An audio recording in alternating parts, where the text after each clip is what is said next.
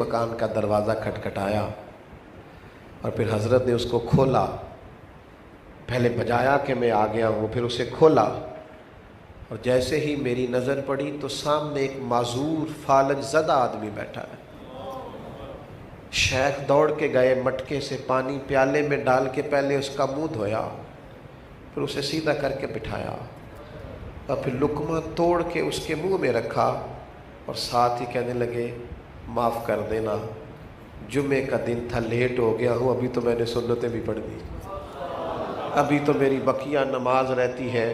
وہ شخص کہتا ہے میں کبھی نہیں رویا تھا, پر میں دروازے پہ کھڑا تڑپ رہا تھا. یار یہ ذوق ہم نے انسان. یا ایھا الذین آمنوا اجتنبوا کثیرا من الظن ان بعض الظن اثم. ایمان والو بہت سے گمانوں سے بچا کرو, بعض گمان بھی گناہ. میں نے سوچا ہی نہیں جو آدمی